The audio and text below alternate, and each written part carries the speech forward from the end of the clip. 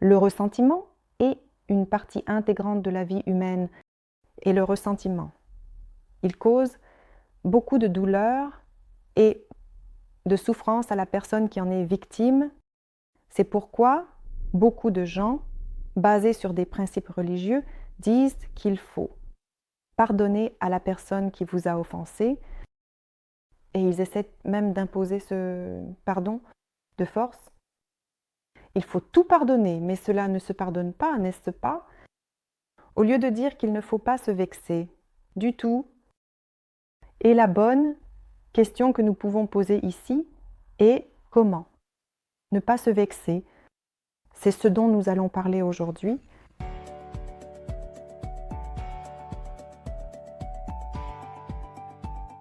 Je suis avec vous, psychologue Yulia Latunenko, et cela fait déjà 18 ans que je travaille en tant que psychologue familial, psychologue individuel. Et j'aide également les personnes qui ont des maladies psychosomatiques. Donc aujourd'hui, nous allons parler de ce sujet délicat, comment ne pas se vexer.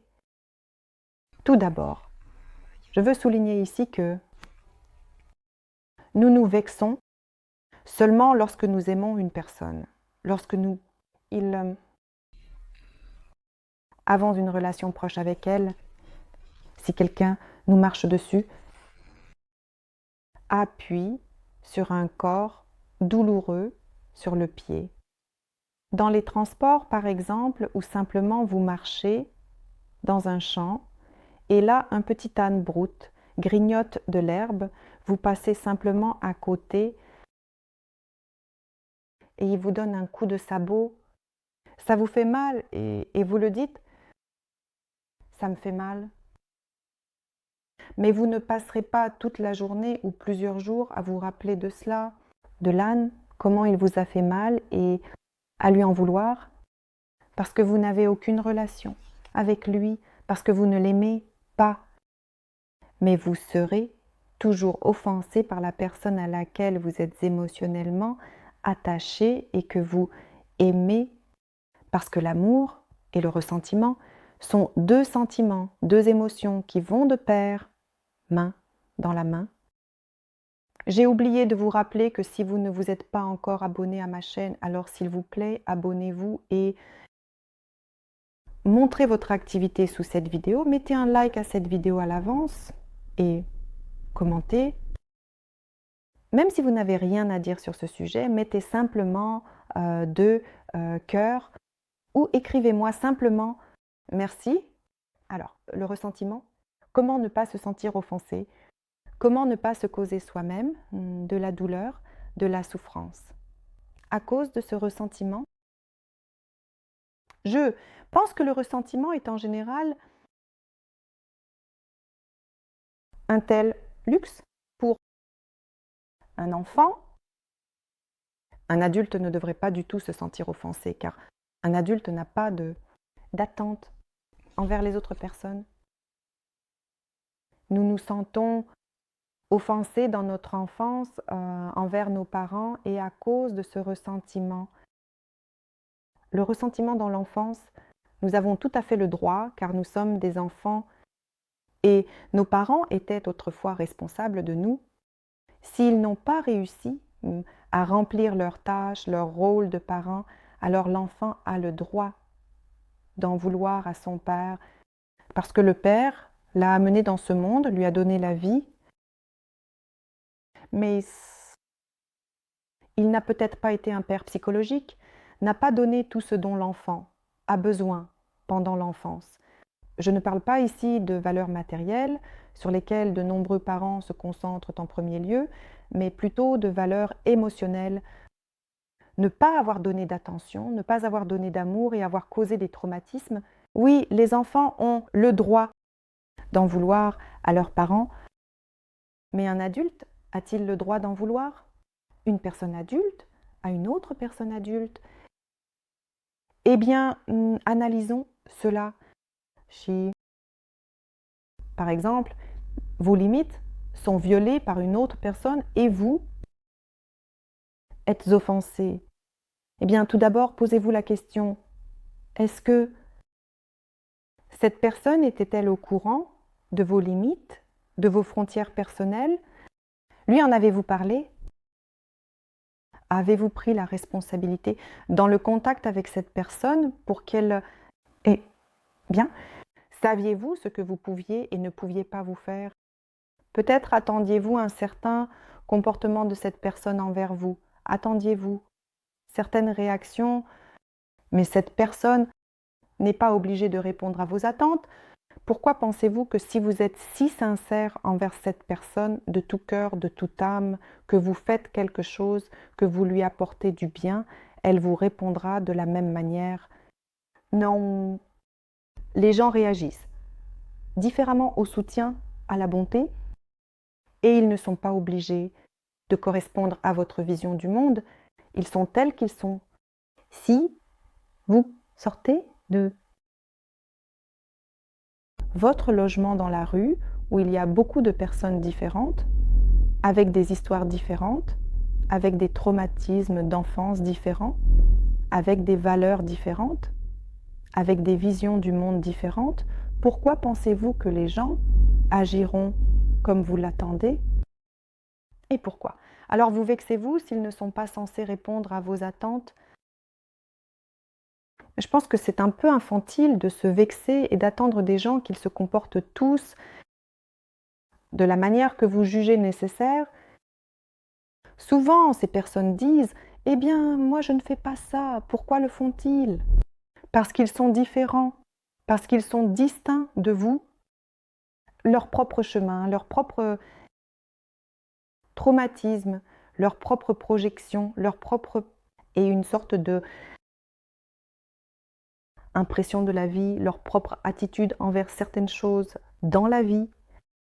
Nous sommes tous différents et nous communiquons tous les uns avec les autres dans le langage de nos projections, de nos traumatismes qui nous ont été causés dans l'enfance par les personnes qui nous entourent. Donc, quand vous sortez dans la rue, vous devez simplement être conscient qu'il y a beaucoup de gens dehors qui vivent chacun dans leur propre film et vous dans le vôtre.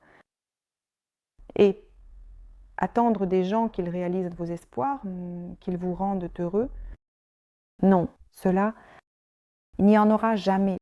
Même si vous construisez une relation proche avec quelqu'un et qu'il y a de la rancœur, pourquoi? Je fais tout pour lui et lui rien pour moi. Ou au contraire, si vous êtes un homme parce qu'il ne vous doit rien du tout, si vous pensez qu'une autre personne vous doit quelque chose, cela signifie que cette personne vous a donné naissance, ou si elle ne vous a pas donné naissance, alors pourquoi pensez-vous qu'il doit se comporter de cette manière avec vous? Oui, mais si une personne vous a causé des désagréments quelconques ou même des souffrances, a enfreint vos limites, mais vos limites, c'est votre responsabilité. Les autres personnes sont telles qu'elles sont. Elles, personne ne leur a appris à être sensibles à vos limites ou à celles des autres. Elles sont telles qu'elles sont. Et votre tâche est de prendre soin de vous et de vos limites par vous-même. Dire aux gens que oui, comme ça et comme ça, on ne se comporte pas avec moi. Il ne faut pas, ce n'est pas permis. Si une personne n'écoute pas, ne veut pas vous entendre, vous arrêtez simplement. La relation avec cette personne, ne tolérez pas, car si vous continuez à tolérer et à essayer de changer la personne et que vous attendez qu'elle vous entende et agisse comme vous le souhaitez et comme vous l'attendez d'elle, alors c'est fini. Vous n'êtes pas dans une relation avec une autre personne, mais vous êtes dans un traumatisme, vous êtes en relation avec vos parents parce que un adulte ne changera jamais un autre adulte. D'ailleurs, écrivez-moi s'il vous plaît dans les commentaires si vous avez de vieilles rancunes que vous vous souvenez depuis très longtemps, pendant une période prolongée. Je ne parle pas ici des rancunes envers vos parents, car eh bien, comme je l'ai dit au début de la vidéo, ben, c'est tout à fait normal d'en vouloir à ses parents. Et si cela ne se pardonne pas, alors il ne faut pas se forcer à pardonner. Il suffit de se permettre de ne pas pardonner. Et ensuite, avec le temps, cela se résoudra d'une manière ou d'une autre. Premièrement, il ne faut pas se forcer, se contraindre à s'excuser, à pardonner. Pardonner les parents. Je parle ici d'une autre personne adulte, peut-être quelqu'un avec qui vous avez été en couple ou dans une relation familiale ou avec qui vous avez été marié ou amoureux. Par exemple, cette personne vous a quitté et vous lui en voulez de ne pas avoir voulu être avec vous. Vous portez ce ressentiment toute votre vie dans votre cœur. Écrivez à propos de ces rancunes anciennes et durables. En avez-vous et contre qui êtes-vous en colère? Et au fait, n'oubliez pas de vous abonner à ma chaîne.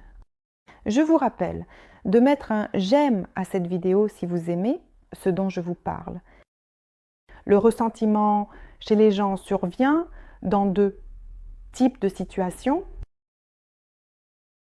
Le premier type de situation est quand quelqu'un, comme je l'ai déjà dit, a violé vos limites de manière très forte, a fait quelque chose comme fouiller dans votre téléphone ou essaie de vous contrôler d'une manière ou d'une autre, et cette personne vous dit « Donne-moi ton attention, donne-moi ta chaleur, ton amour », plus que vous ne pouvez. Elle vous attaque, elle viole vos limites, elle empiète sur votre liberté, et vous vous sentez offensé par cette personne au lieu de simplement vous mettre en colère et dire « Stop, non, si tu ne m'écoutes pas et si tu ne prends pas en compte que je suis une personne libre, tu n'as pas à me contrôler là-bas, à violer mes limites personnelles, alors je m'éloigne de toi, je mets simplement fin à cette relation et je pars. Je ne maintiens pas de relation qui se révèle toxique pour moi. » Donc ici, vous prenez la responsabilité sur vous-même. Au lieu de rester dans de telles relations et d'accumuler du ressentiment, vous les terminez simplement un autre type de ressentiment. C'est quand vous dites à votre partenaire « Pourquoi ne me prêtes-tu pas attention? Je suis offensé par toi. » C'est en fait un reproche envers les parents, pas envers une autre personne. Tu ne me fais pas de compliments. Pourquoi ne m'aimes-tu pas? Pourquoi? Ne me respectes-tu pas? Pourquoi ne me... Voilà, j'exige que tu m'approuves à chaque minute. Ou, si vous êtes une femme, envers un homme, c'est pareil. Quand vous lui dites « Donne-moi une ressource dont j'ai besoin de ta part », si tu ne me donnes pas ce que tu as pour que je me sente heureuse, parce que je ne l'ai pas en moi, je ne m'aime pas moi-même, alors je te demande « Allez, aime-moi ». Alors, c'est un type de ressentiment. Comme je l'ai déjà dit,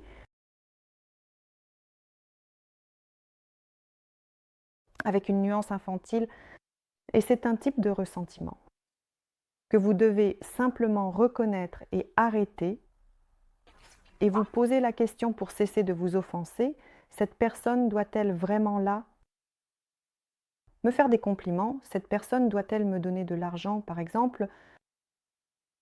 Cette personne doit-elle personnellement me soutenir émotionnellement?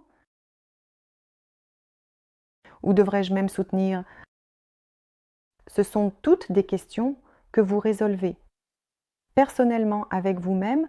Et si, par exemple, vous n'êtes pas satisfait de la relation, si vous voyez que la personne ne vous donne pas, par exemple, n'exprime pas son amour, ne s'intéresse pas à vous, vous exigez, mais de force, vous ne pourrez maintenir l'amour, le respect ou l'attention.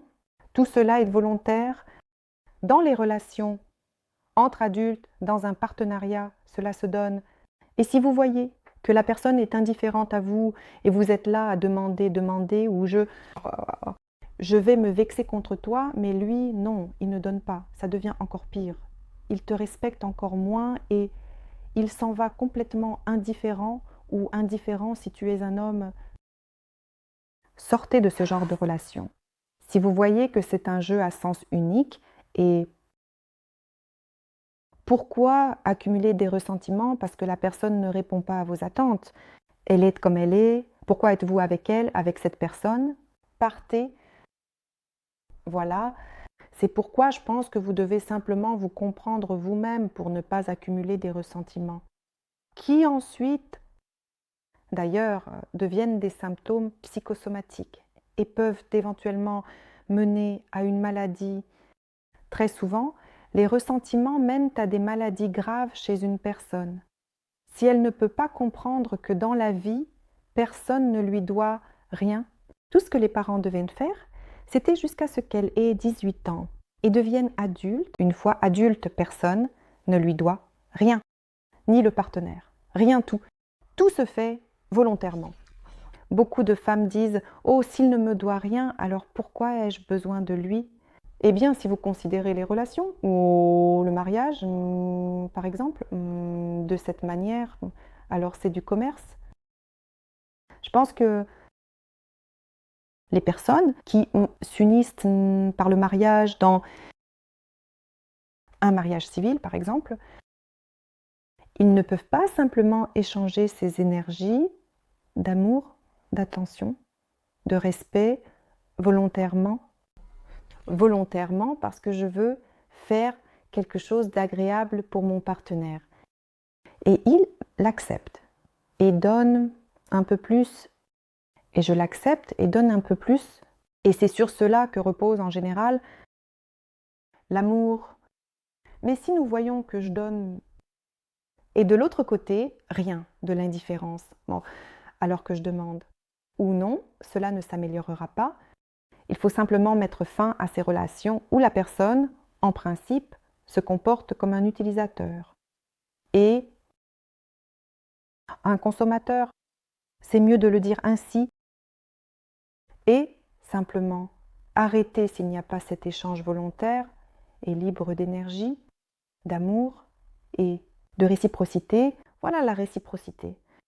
Et de manière forcée avec des ressentiments, vous vous dirigez simplement vers un mode de vie très destructeur et vous vous enfoncez de plus en plus, détruisant votre santé mentale et physique. C'est probablement tout. J'espère que cette vidéo vous aidera à lutter contre ces ressentiments obsolètes en vous en débarrassant, simplement en réalisant que les gens ne vous doivent rien et vous non plus. Eh bien, je vous invite à vous abonner à ma chaîne ainsi qu'à aimer cette vidéo si vous l'avez regardée jusqu'à la fin. Commentez cette vidéo, chaque commentaire de votre part aide à promouvoir mon YouTube